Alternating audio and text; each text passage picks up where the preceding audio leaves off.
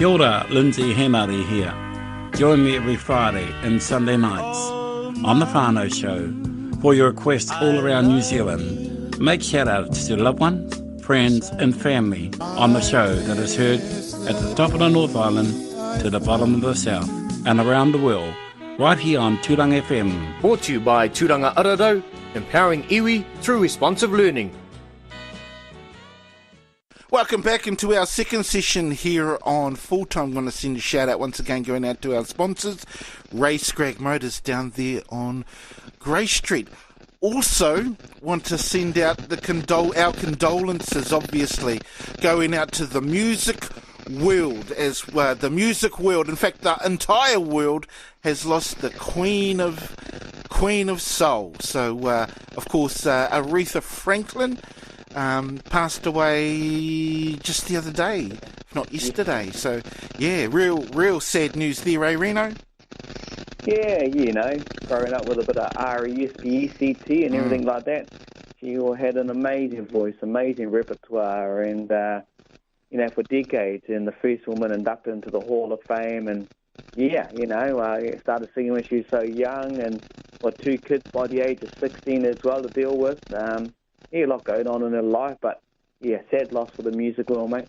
Yes. Huge loss. Yes, huge loss, all right, JT, and, she's just one of those very, very, very special people, isn't she? Oh, 100%, Keith. I'm feeling a little bit sad, actually, as I'm looking out across the morning rain. Oh. and interestingly enough, she, of course, is known as the Queen of Soul, on August the 16th, the same day as the King of Rock and Roll, Elvis Presley. Oh, wow. The King and the Queen reunited. Yeah, Yes. Very sad, mate. She's had one of the, in my opinion, the best voice out of all those divas. Yep. She was just, and just so soulful and had longevity and just some great songs. That one in particular, Natural Woman, of course, written by the great Carole King, who has written over 100 top 100, top 50 hits or whatever they're called. And so, yeah, mate, Aretha Franklin, what a voice, eh? I've heard many people try and imitate her in karaoke bars or whatever. And Yes. Nah, not even close. Not even close. Not a single one. Not even close. So just a bit of a sad day, of course, in losing our Queen of Soul. Anyway, moving on. Well, let's talk about rugby, because I tell you what, me and you, Reno, are going to be very excited today. We've got the Bledisloe Cup, also the Wallaroos up against the Black Ferns. It's going to be the place to be, parked up watching a bit of TV, watching a bit of rugby tonight, eh? Yeah, it will be, mate. You get through all the Mitre 10 stuff that started early in the week, and then watch that. You're right, you'll be glued to the TV watching the pig bladder being kicked around here, there and everywhere. It's just going to be pretty full on, and that go right through to, nearly midnight, with the All Black game kicking off at 9:45 our time. Yep. And before that, the Black Ferns. I didn't realise, actually, and the Bledisloe Cup hasn't been over in Australia for the last 16 years. That's a hell of a long time, because Aussie are dominant for about 5 years prior to that. We're always just about getting there. John Neal's getting that penalty. Jeff Wilson getting the ball knocked out by George Gregan. So we did a tough Long time ago, years, but I didn't realise 16 years they haven't had that trophy. And I think to myself, 16 years, that's a hell of a long time, man, up there at the Bledisloe. Some of these young kids that are growing up playing footy wouldn't even understand that. No. I don't know how we would comprehend if we lost the Bledisloe. Would it be a good thing or a bad thing? I saw that Will Genia said the Bledisloe Cup for him personally is more important than the World Cup. Okay. So, you get a few of these players talking about the passion of that trans-Tasman rivalry playing for the Bledisloe, but 16 years, some of us here in Old Tiamasha are thinking, well, maybe it's time the Australians get their hand on it. Yeah. I don't know, but man, that's a long time. 16 Hand it years. over. They wouldn't even know what it looked like, would they? Let them have it. Let them have it. I remember, I think it was back in the 80s or the 90s when the Aussies beat the Kiwis one time, and then all of a sudden they brought out this cup, and the All Blacks were looking and wondering what the hell that cup was. They had never seen it before, but it turned out to be the Bledisloe Cup, and wow, that was an interesting story, that's for sure. Reno? Yeah. Well, you talk to most of these kids. I was at the local high school, and they're talking about the game and such, and that's all they know.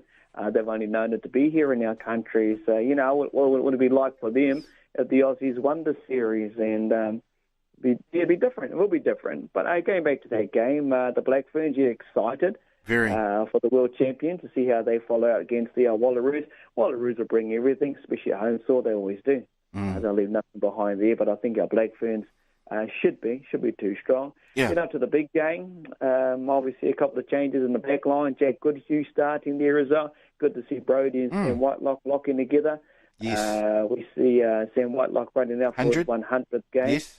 That's a legend. That's a mean machine of a player when you think you're playing lock all those years and do it week in and week out. Kieran Reid comes back in to be captain, been out for a long time. Yes. Then you take a look at the Aussie side, Michael Hooper, relishing being back after tearing his hamstrings. He hasn't played footy for a couple of months. Yeah, it will be a big game. I don't think we'll run away with it. If we win, I reckon it'll be pretty close. Well, we shall certainly see, I dare say, we shall certainly see. One of the things that I just want to wish good luck, or two people in particular from this area, from the Gisborne area, want to wish good luck is Charmaine McMiniman. Of course, she'll be on the flank for the Black Ferns, and another girl from this area, Evelyn Horemia, both for the Wallaroos. She'll be playing for the Wallaroos, so big good luck going out to them as well. But it's quite ironic you say that, actually, because I just got up with Portia Woodman the other day, and she's flying over to watch her partner Renee Wickler play. Renee being Pidal, born and bred, and always hearty back home here. And then on the flip side, we've got a young local girl from Pidal who's playing for the Wallaroos. She's the young girl Tudor. Oh, right. Yeah, that's very interesting, like in Gisborne, eh? Yes. I'm playing for the Black Ferns, I'm playing for the opposition. Yeah, exactly. So, yeah, great stuff indeed. So looking forward to both games. Yes, both games. But I don't know how... I can't see the Wallabies winning, but, I say just give it to them. Just give it to them. Much talk about it over there where you are, JT, about this test match. You see any of that around, or catch on any of the mates that talk about it? Yeah, there's bits and pieces advertised on TV with regards to not having had the Besley for so long, and it's time to bring it home. All that sort of cordial, like the English with the Soccer World Cup. But being a man of immense rugby knowledge, I just don't think the Wallabies half a chance, let alone any chance. The All Blacks seem to have it, when it comes time to play for that Bledisloe Cup, they seem to go up another gear, and they might let the Aussies win one every now and then, but bits and pieces over here, bro. Obviously, it's getting close to final time in rugby league, so that's probably the main talk, and also with AFL down in Melbourne. But, rugby certainly has its place, its market over here, and I just, personally, with my, like I said, vast knowledge of rugby union, I just think the All Blacks will be too good. But just want to say, best wishes to Evie. I know her parents, Doris and Alf, quite well. Doris used to coach netball and coach my wife with Oslo First National, and Bruce Harvey Motors back in the way backs. And Alf, of course, is from Soliga Bay. Good man, Alfie, brother of the late Porekura. So, good luck to Evie. Bumbles, we used to call her when she was a kid. I don't think she's Bumbles anymore. She's quite the specimen. She is indeed. For the Aussie team. Yes, she is. She is indeed. She is quite the specimen, yeah. And it was unlucky of her last year, I think it was, in the World Cup when they went off to Ireland. She made the Australian team, but she got over there and she got herself injured, and unfortunately was unable to, play any of the World Cup games. But she was still there with the girls. But it was just heartbreaking. I know it was heartbreaking for her and her parents too, wasn't it? Yeah, it would have been. That's a massive effort to get her into a World Cup, especially in Ireland, beautiful part of the world, and to come up a bit short and because of injury would have been a bit upsetting. But she's still young enough to have another crack this year, and maybe hang around for another 3 or 4 years until the next World Cup and make an impact then. Hopefully, just for her and her family, and on a personal note, I hope she plays really well tonight. Obviously, most of the country will be cheering for the Black Ferns, but hopefully he plays well tonight. Yeah, absolutely, indeed. Now, also, I actually saw the opener of the ITM Cup Reno.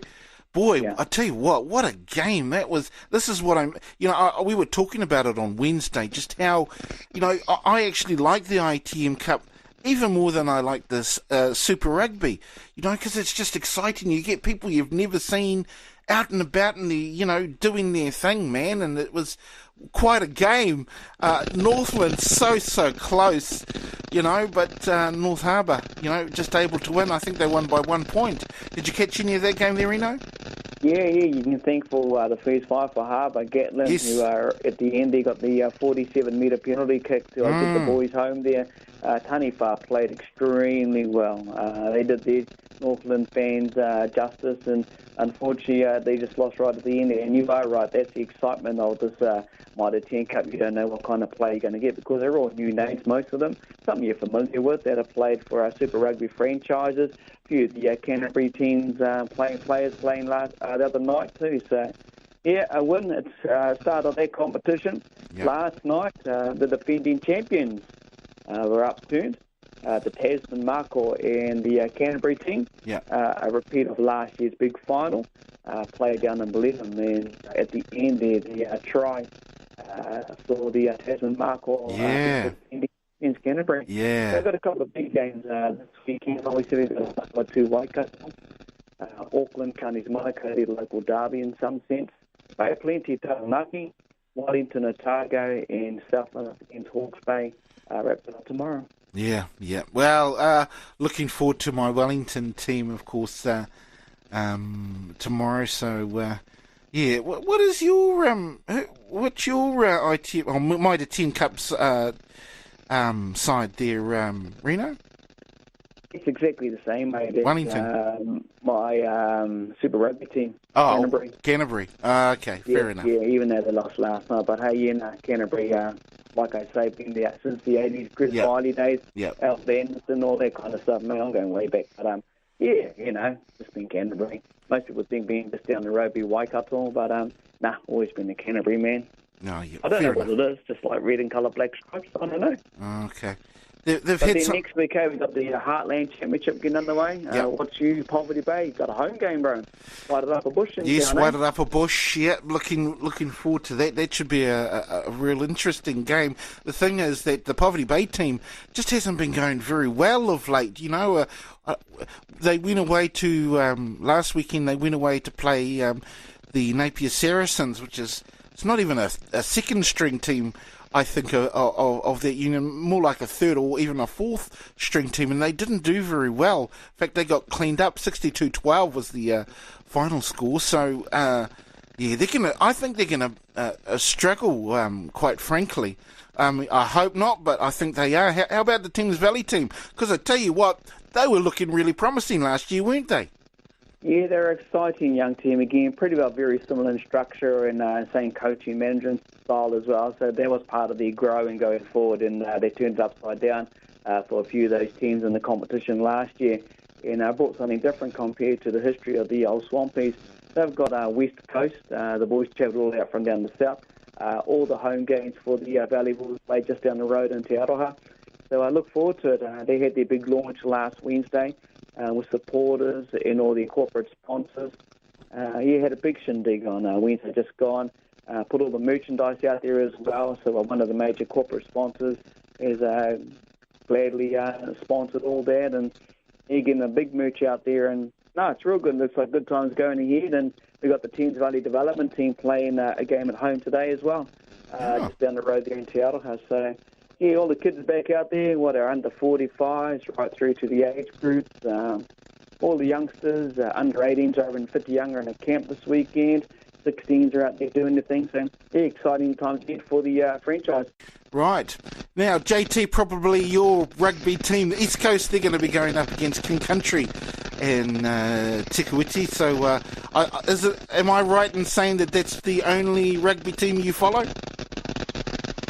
Oh, yeah, probably, mate. Certainly at that level, I, obviously grew up in Victoria, so going along to watch the East Coast play and hearing all the uncles and all them, come on, Blue, come on, Blue, all that sort of stuff on the sideline.